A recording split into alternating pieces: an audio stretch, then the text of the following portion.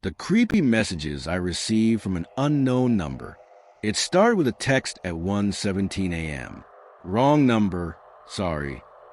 I didn't think much of it. I rolled over, tossed my phone onto the nightstand, and went back to sleep, assuming it was some drunk person texting the wrong contact. The next night, at exactly the same time. Do you still live at 248 Farrell Drive? That was my address. My real one. Full and accurate. I sat up in bed, heart hammering. Maybe someone from school messing with me? Someone who found my number online? I texted back. Who is this? No response. The third night. Your upstairs hallway light flickers when it rains. You should really fix that. I froze. That light had started flickering just a few days ago, after the last thunderstorm.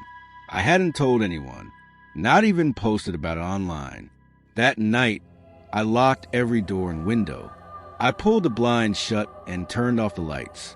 Every tiny sound, floorboards creaking, the wind brushing against the siding, sounded like a threat. I barely slept.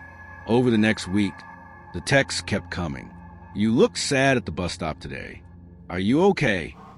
Your mom's been gone for 4 years now. You still keep her pictures in the drawer by your bed. You cry sometimes when you think no one's watching. I tried blocking the number. Every time I did, a new one would appear, different area codes. Always at 1:17 a.m.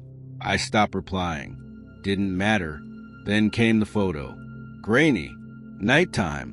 But unmistakable, it was me, sitting at my desk, reading. The picture was taken from outside my bedroom window. I moved to the couch in the living room that night. 2 days later, a message buzzed. You're safer in your bed. The couch is too close to the hallway. The hallway, the one where the light flickered. I stared into it now, breath caught in my throat. It was empty, still, silent, and then the light blinked once, twice, dark. I called the police. 2 officers showed up, searched the house, checked the perimeter. They didn't find anything. Probably just a prank, one of them said, barely hiding a smirk. But that same night, the message came. The cops won't help you. They never helped me either. I didn't sleep. I sat in the kitchen with every light on, watching the hallway, listening. Then, at 1:17 a.m. sharp, checked the crawl space. I didn't dare go alone. The next morning, I called my cousin Ben. He thought I was being dramatic until I showed him the messages. We opened the crawl space door in the hallway. The smell hit us first, damp earth and rot. Cobwebs clung to the corners like veils. Ben crawled in with a flashlight while I held the door open, heart pounding. After a few minutes, he said, "There's something down here." He pulled out a small wooden box, tied shut with old twine. Inside were yellowed newspaper clippings, each headline more disturbing than the last. Teen girl vanishes from family home, 1998. Parents plead for help finding Lena Holloway. No leads in 6-month-old missing person case. Taped to the lid of the box was a sticky note. She lived here before you. Then my phone buzzed in my hand. She saw something in the hallway, too. Ben looked at me, eyes wide. This isn't some prank, is it?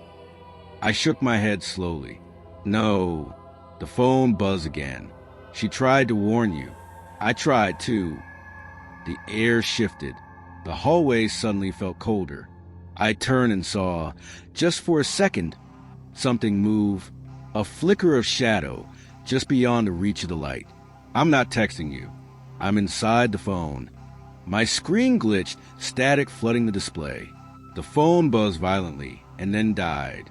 I stared at the blank screen and saw a reflection. It wasn't mine. A pale face, hollow eyes, dark hair draped like a wet curtain, smiling. I dropped the phone and stumbled backward. That night, I had the worst dream of my life. Or at least, I thought it was a dream. I was standing in the hallway, the light above me flickering rapidly, the air thick, humming. A figure stood at the end of the hall. Faint at first, then clearer, A girl, wet clothes, mud-streaked face. She lifted her hand and pointed directly at me. When I woke, my feet were caked in dirt.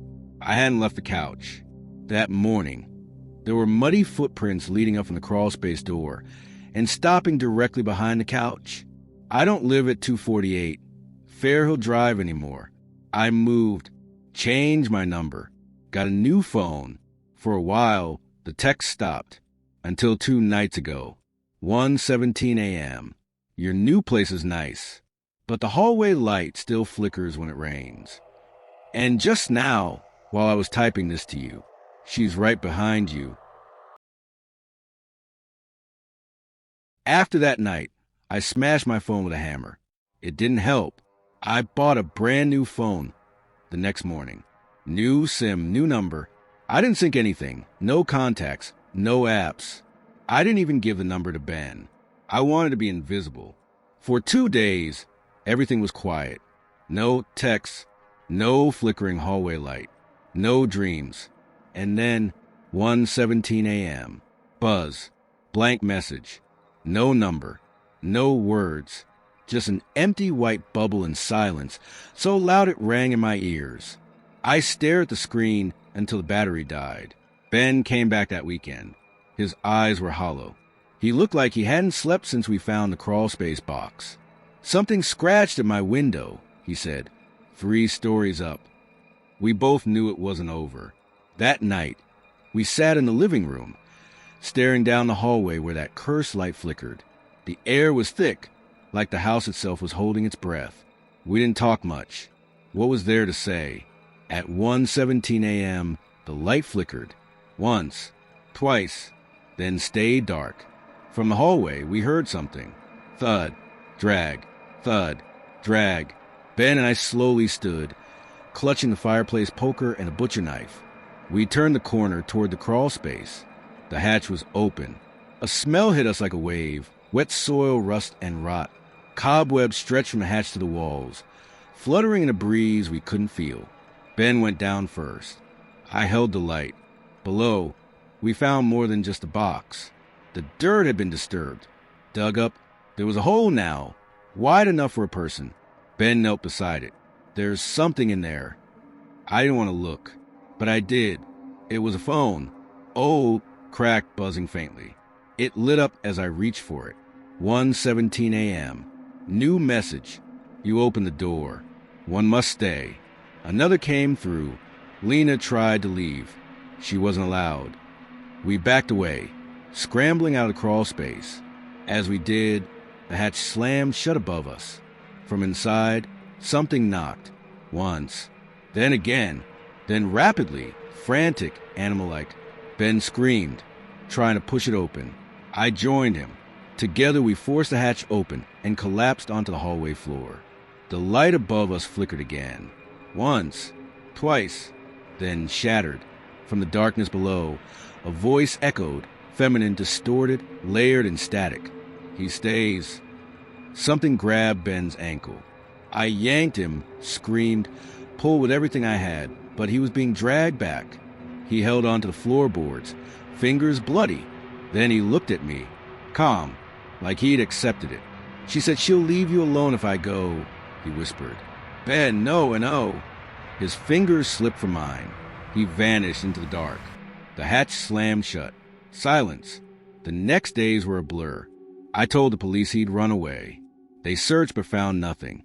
I didn't sleep. I didn't speak. I just stared at my phone. It was quiet now, until a week later. 1:17 a.m. Buzz. Message from Ben's number. It's not just the house. I threw the phone in the river, but the messages kept coming. On mirrors and foggy glass, on the bathroom wall written in condensation. One must stay. One must watch. It didn't end with Ben. They chose me next. Because last night, I saw something in the mirror. It looked like me, but it wasn't blinking. It wasn't breathing. It smiled. And behind it, standing in the hallway, was Ben, still wearing the same clothes, still bleeding from his fingers, still mouthing the same 2 words over and over. Help. Me. And behind him was her,